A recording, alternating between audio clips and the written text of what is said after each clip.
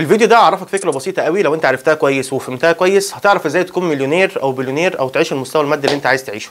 بس قبل اي حاجه في نقطتين مهمين عايز اتكلم فيهم. اول نقطه بمناسبه راس السنه الجديده احب اقول لكم ان انا افتتحت قناه جديده، مش عارف ليه افتتحت دي، بس المهم انا افتتحت قناه جديده اسمها اوت اوف ذا بوكس، بره الصندوق. بس هي القناه اسمها اوت اوف ذا بوكس، ما اسمهاش بره الصندوق. هسيب لكم الرابط بتاعها في الديسكربشن تحت ان شاء الله. اتمنى ان انتوا تروحوا تشتركوا فيها. وفي القناه الجديده دي هتكلم عن كل حاجه حرفيا بدون استثناء، كل حاجه حرفيا بدون استثناء، يعني اي مواضيع عامه هتكلم فيها بكل اريحيه، وهيكون الكلام زي الكلام في الفيديو ده كده كاني قاعد معاكم يعني، تمام.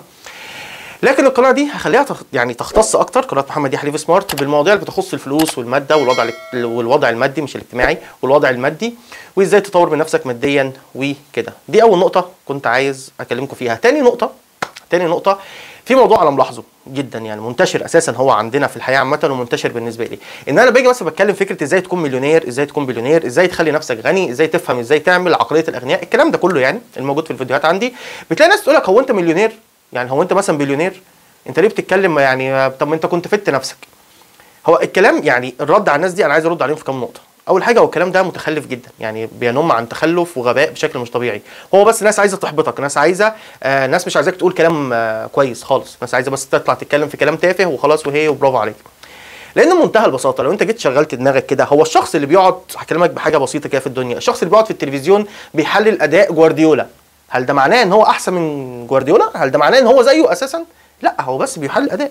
هو بيقول لك افهم ان في نقط 1 2 3، مش معناها خالص ان هو لازم يكون زي جوارديولا، ولا معناها ان هو احسن منه، ولا معناها اي حاجه، هو بس بيحلل الاداء.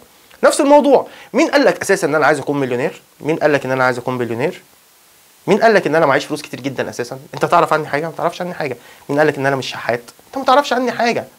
فانت منين تيجي تحكم عليا انت كنت فدت نفسك ولا كنت عملت لنفسك؟ انت ما تعرفش عني حاجه. دي اول نقطه. انت لما تيجي تاخد كلام من حد، دي نقطه تانية، خد الكلام نفسه وقيم الكلام، خد الكلام مني وقيمه، الكلام ده صح ولا غلط. غلط ما تاخدوش، صح خد بيه. لعل وعسى يا سيدي انا مش عارف افيد نفسي، انت تعرف تفيد نفسك. مين قال لك؟ مين قال لك ان انا ممكن يكون عندي مشكله كبيره جدا تخليني مستحيل اكون غني؟ ايا كان، عندي عائق، عندي اعاقه تخليني مستحيل اكون غني مثلا، على سبيل المثال يعني. انت ما تعرفش عني اي حاجه.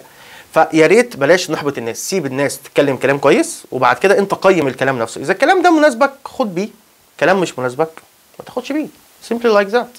لكن مفيش داعي ابدا تيجي تقول هو انت كده. الكلام ده مش بيوصل لحاجه في الاخر، الكلام ده مش بيوصل حاجه، انت بتاذي نفسك. انا بالنسبه لي مش فارق معايا.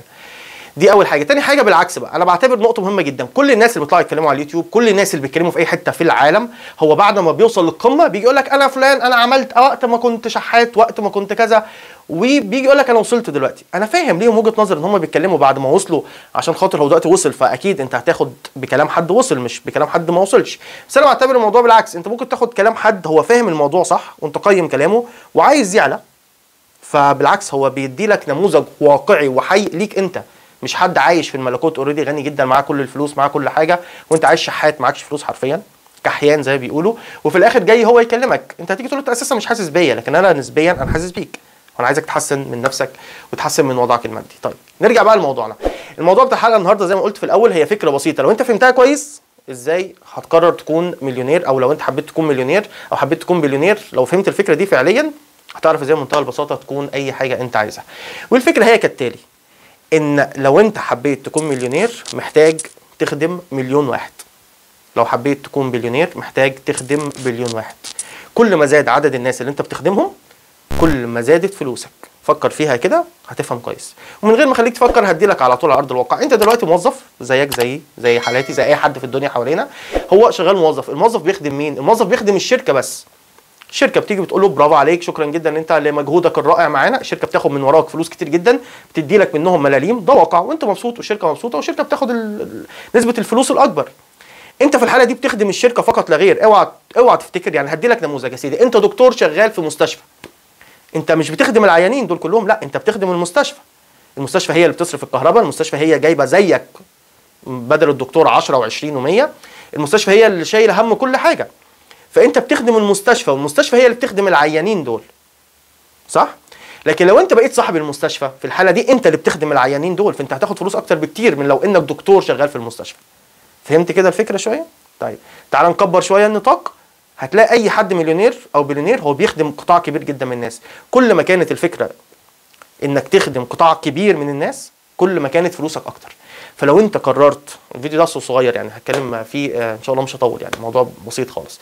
لو انت قررت تكون مليونير لازم تفهم كويس ان فكرتك توصل لملايين الناس.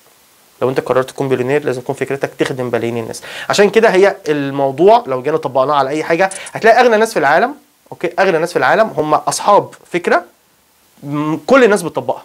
صاحب الفيسبوك، مين ما عندوش فيسبوك؟ مين ما عندوش انستجرام؟ مين ما عندوش واتساب؟ مين ما عندوش الحاجات دي؟ مفيش، صح؟ عشان كده الناس دي اغنياء جدا لان الفكره بتاعتهم وصلت لناس كتير. وده كان موضوع الحلقه بتاعتنا النهارده باختصار. لو انت قررت تكون مليونير حاول تعمل فكره توصلها لمليون واحد، ساعتها صدقني هتكون مليونير. لو كل واحد خدت منه جنيه هتبقى مليون جنيه، هيبقى معاك مليون جنيه، بقيت انت مليونير لو انت في مصر. او لو خدت منه دولار هتبقى معاك مليون دولار لو انت في اي حته في العالم. وكذلك لو انت قررت تكون بليونير. وده كان الفيديو بتاعنا النهارده، اتمنى يكون فادك، واتمنى انكم ما تنسوش تروحوا تشتركوا في القناه اللي هسيبها لكم في الرابط تحت، اللي النهارده باذن الله هو اول فيديو هينزل على القناه الجديده اوت اوف ذا بوكس. وزي كل مره في نهايه كل فيديو خلوا بالكم على نفسكم وخلوا بالكم على الناس اللي بتحبوهم، واشوفكم في الفيديو الجاي باذن الله. سلام.